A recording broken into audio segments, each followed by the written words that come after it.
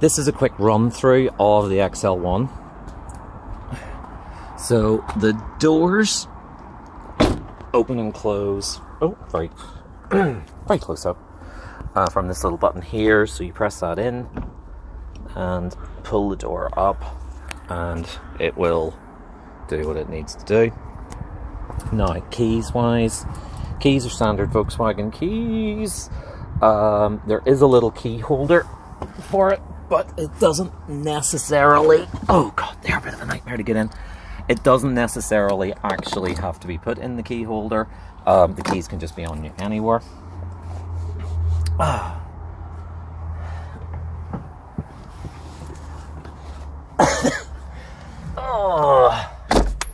Yes, the doors are a bit of a nightmare to reach, especially on the passenger side.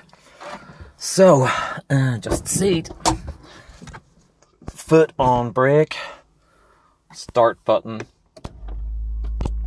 and engine should start.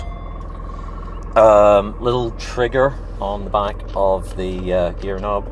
I know if you've used an automatic gearbox before, it'll be pretty simple, but obviously I haven't. So, just straight back in the drive, and handbrake off, and you're ready to go. Obviously, that's the engine's cutting out and switching over to electric. Obviously, same handbrake on, and then to park to get it to stop. Volume controls for the radio. That will switch it between EV mode and the hybrid mode. You will find you'll only maybe get about 15 miles out of the full electric mode. Locks the doors, and the final button on this side adjusts the brightness of the mirrors, which I don't know if this will actually work or not. Yeah, that's it going up, and then that's the brightness going down. Don't know if that will actually show up or not. Display in the middle, that will give you a breakdown of what the car is actually doing. At the minute there's less than 20% battery, but that will basically break down. To get into the main menu, just press the button at the top. Car info is just there. The trip computer will give you an idea of what your fuel consumption is.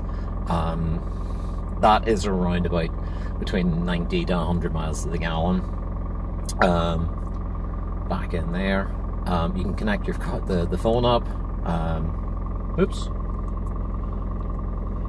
And it will stream music, so at least you've got that.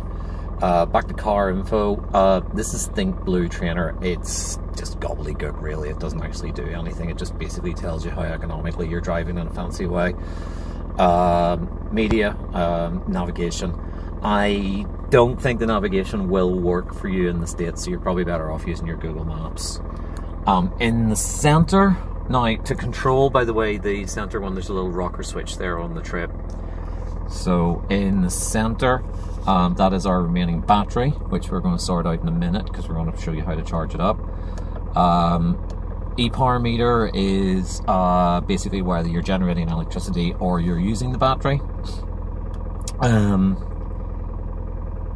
Fuel consumption, instantaneous fuel consumption, how long we've been driving today. This resets every day for some reason, so I think that one is the speed limit, or possibly the average speed. Engine coolant temperature, oil temperature, and your kilometers per hour. Unfortunately, there's no way to convert this into miles per hour. It's always going to be in kilometers per hour. No idea. That's the total kilometers on the car now.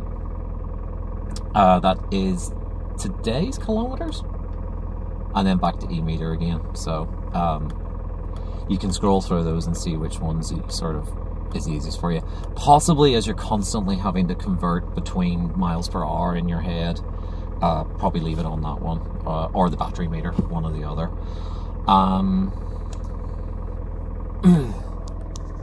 Just gonna turn it off here.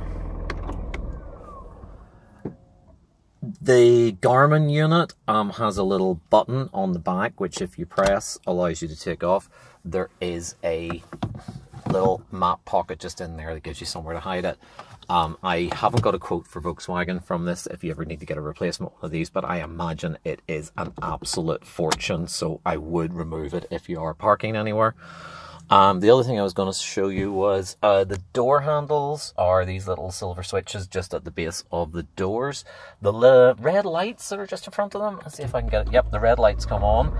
What those red lights are is that the explosive bolts in the doors are now armed, so if the car goes on its roof, the doors will blow off like some sort of F-35 fighter. And as I say, that's the engine back off again. Window winders are manual, and you pull out like so to wind the windows, and then when you're done, pop them back in again. Apparently that's the same as a 1300 Triumph, I've been told. That's it. I mean, there basically is very, very few controls in the car. On the other stock is basically your lights. Well, obviously the light switch is just behind it there. But cruise control, and you can also set a maximum speed limit. The car is limited to 99 miles per hour. It will not go any faster than that, no matter what you do. You've seen the TV cameras on the doors already. Sorry, excuse me. When you go into reverse, they switch the radio off, and they actually go into a slightly wider angle.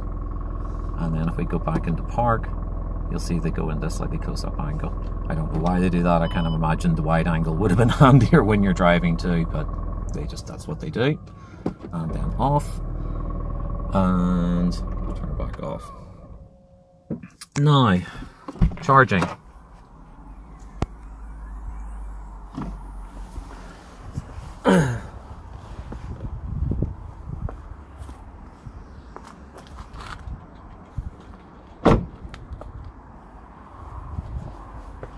Okay, so the car has 2 chargers. That's a spare battery. We will come back to that, and that is your jumping cables. So this here is the charger for the 12-volt system. Now, what we've been finding is the 12-volt system does discharge quite heavily. On Thursday, we did take the car on a bit of a long run, and when I got back, the 12-volt system was down to less than 25%, and I'll show you how that can be read. Now, the 12-volt system, the charger for that, sorry, I should do this in long shots, so that goes into these little magnetic couplers, and then this magnetic coupler attaches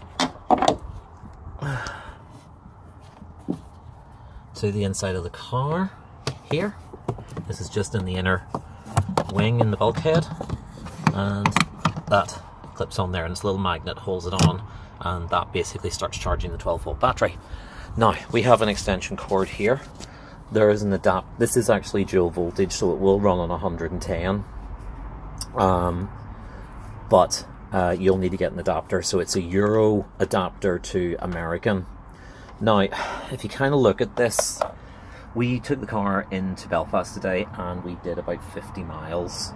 Now, the car 12-volt system was fully charged, and we have actually we've lost 25% of the 12-volt battery. Now, in case you're wondering why the battery goes so quickly, is that this is the size of the actual 12-volt battery on the car.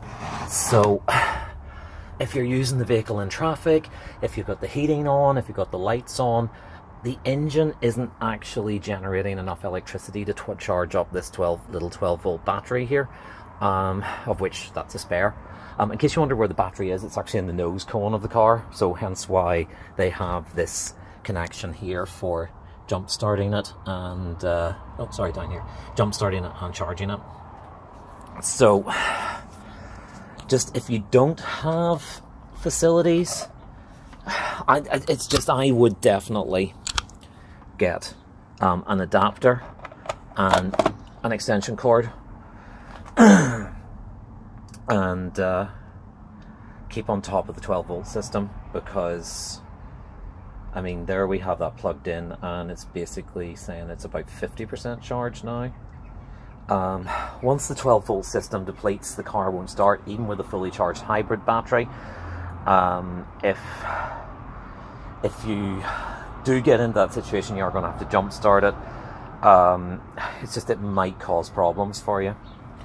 Okay, right, so that's the 12-volt system charging. I, just as I say, would be very careful with that, just so you don't lose out. Right, let's get the hybrid battery going. So, switch on. It's very dark, you can't really see very well, but there is a little master control switch here, so you need to press that. That's just lit up. That is where your fuses would be inside it, so you can't accidentally overload the car. Well, not fuses, trip switches, sorry. So this is the XL1 charger. We have found that it's probably best to give it a couple of minutes, because you can, I don't know if you can pick this up or not, but it is making a clicking noise. We generally have found that it is better to give it a little while. This box is not waterproof, so you do need to charge it somewhere in the dry.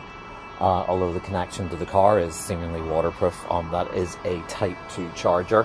It's exactly the same as what Tesla use, but completely different voltage goes through it. So there's really, as I say, no point in trying to connect it up to the public charging system. Most cars would actually have all this built into the car itself, but the Volkswagen doesn't. So you can take it out, so you can get these very, very lightweight curb weight for the car. So your next thing is, no, we'll go the long way around.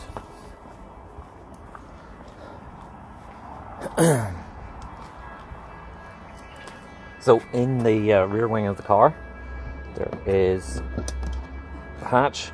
Now quite often this is locked, so if you kind of look there, you'll see there's a little handle. That doesn't do anything. You actually have to hold the key beside it, and you press the unlock, and then that rubber bung comes out, exposing the Type 2 socket. Bring the charger out.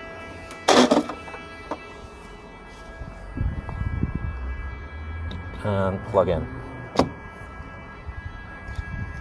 Okay, so when it's amber like that, they are talking to each other. The car is not charging. So you need to sort of hang around to make sure that starts to flash green.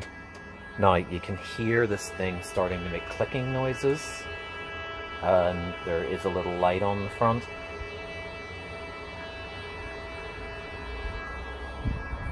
Still amber, so it's still not very happy about the charging system. Still flashing. I find the whole system quite temperamental.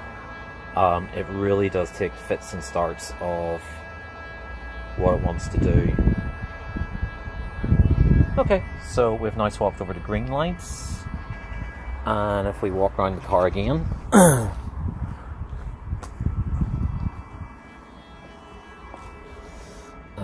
open up,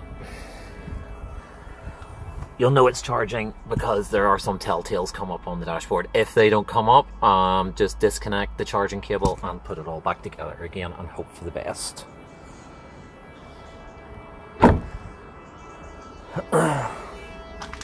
So that's basically what you need to get the XL1 to charge.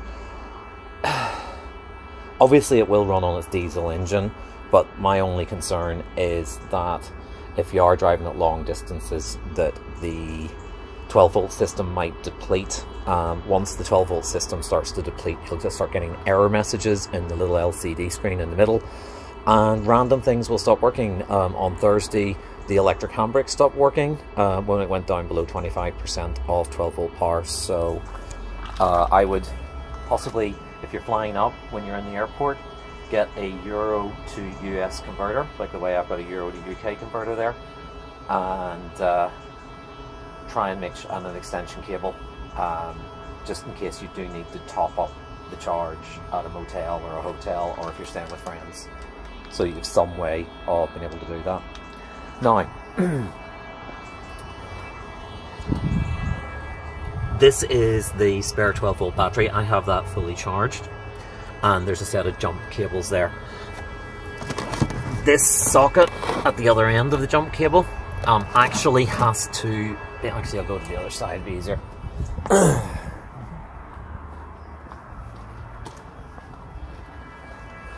There we go. So, obviously you can jump off any vehicle. It doesn't have to be one of these tiny little batteries. I don't really know why they gave me such a small battery. It would have probably been a lot better if they had actually, if I just went and bought a full-size battery, but obviously I was going by what Volkswagen said. Sometimes they're useful, sometimes obviously they're a little bit, you know, OTT on stuff. So, the jump leads have this thing on the end that looks vaguely like something you plug into a modem. This red plunger, I think you have to do something with. I will look into that. But what happens is I need to remove this panel from the back of the car, and I will have to then connect this socket to the back of where that plug goes in there, and that will allow you to jump start the car from this spare battery when you're going to pick it up. So hopefully that's some sense to you. It's an interesting bit of kit.